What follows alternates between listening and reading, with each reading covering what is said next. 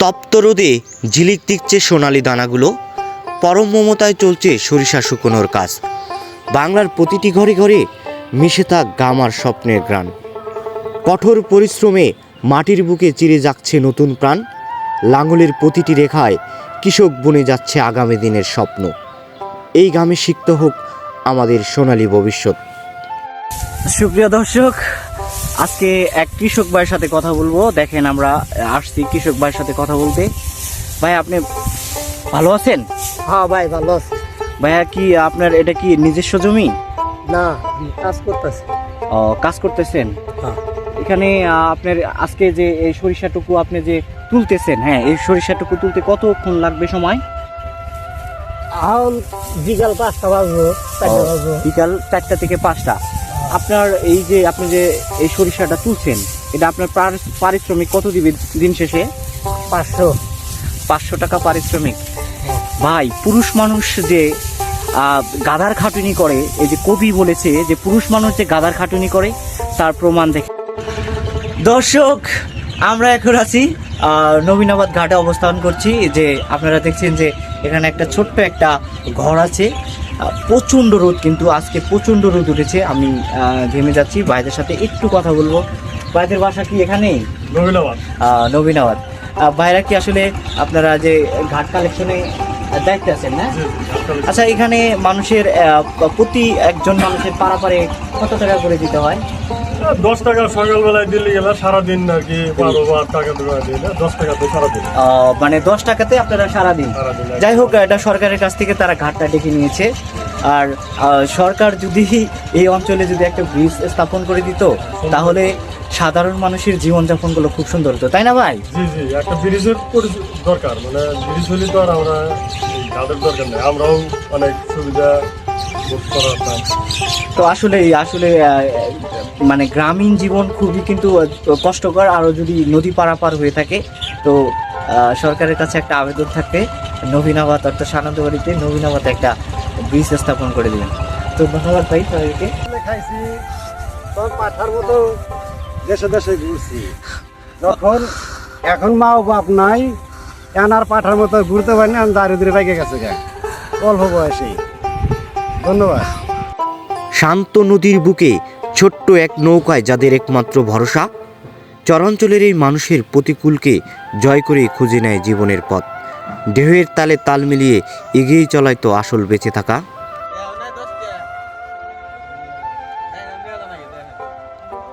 এই নদী পারাপার হওয়ার জন্য আপনাদের কি ভাড়া দিতে হয়? 10 টাকা ভাড়া দিতে হয়। মানে এটা কি প্রতিবারই দিতে হয় নাকি সারাদিনে? সারাদিনে 10 টাকা।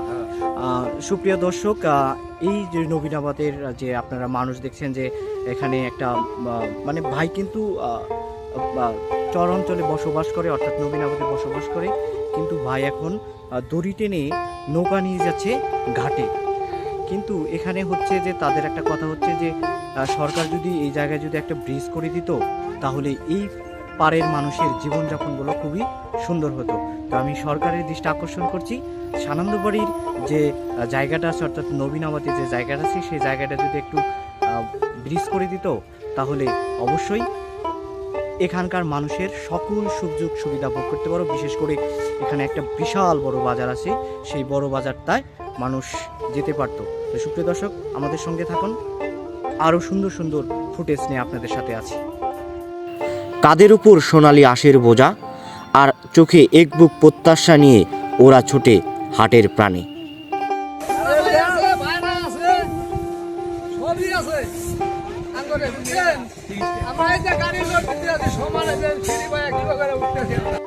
এই পাট শুধু ফসল নয়, হাজারো শ্রমিকের ঘাম আর সংসার চালানোর একমাত্র চাকা। দিন শেষে হাটের এই ব্যস্ততায় যোগান দেয় তাদের বেঁচে থাকার সময়। দর্শক, আমরা এখন যে বাংলাদেশের যে সবচেয়ে ভালো একটা অর্থ প্রদানকারী ফসল, সেটা হচ্ছে পাট। পাট ব্যবসায়ীর সাথে এবং এখানে পাট শ্রমিক আছে, তাদের সাথে আমরা বসে আছি। তো এখন আমরা জানবো আসলে সানন্দবাড়িতে পাট কত করে মন বিক্রি হচ্ছে, বা প্রত্যেকটা যে আপনার আছে শ্রমিক আছে তাদের কত টাকা পারিশ্রমিক দিচ্ছে? তো ভাই আপনি তো পাট ব্যবসায়ী, তাই না? যে পাটের বাজার এখন বাংলাদেশের রেটে কত টাকা এখন? পাট মনে করেন যে প্রতি মন ভালো বেচলাম 5,000 টাকা লোড, গাড়ি লোড, 50 টাকা খরচ আছে, আর নিম্ন আছে আর 50 টাকা কম, 3900 কিনতে আছি, 38 39 নিমটা ভালোটা আর 50 টাকা বেচছে, মানে লোড বেচতে আছি 5,000 টাকা।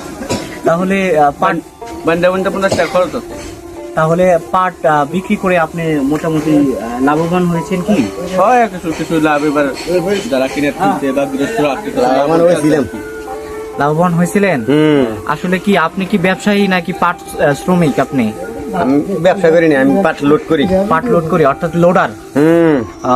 তো আপনারা এই যে আপনারা যেখানে মানুষ আছেন ভাই শুধু ব্যবসায়ী, আর আপনারা যারা আছেন লোডার, হ্যাঁ শ্রমিক, তো আপনারা এই যে ভাইয়ের যে প্রতিনিয়ত কাজ করেন, আরো যে আদার্স অন্যান্য মানুষের কাজ করেন, আপনাদের দিন হাজিরা কত টাকা?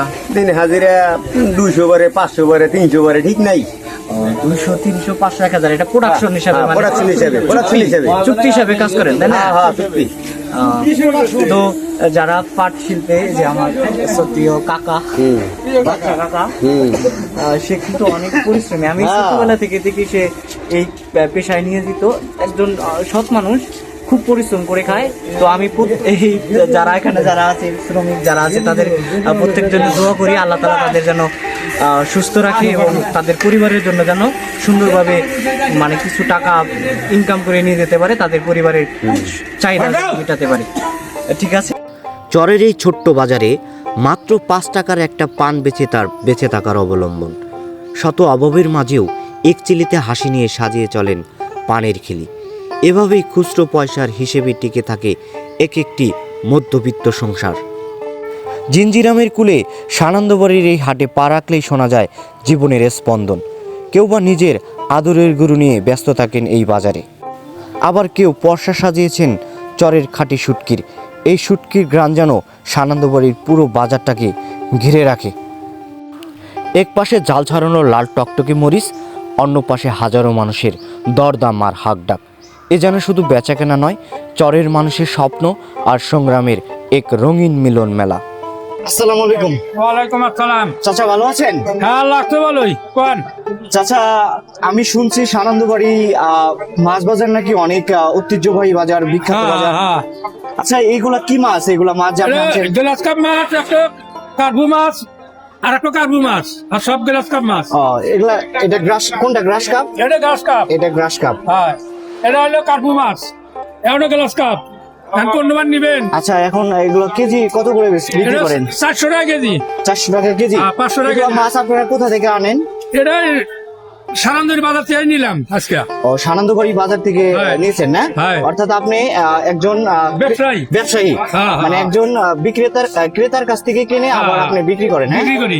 তাহলে আপনার এই মাছ বিক্রি করে আপনার জীবিকা নির্বাহ চলে না অন্য কিছু? না, এটা জীবন চলে। তাহলে আপনার দৈনিক ইনকাম কিরকম হয়?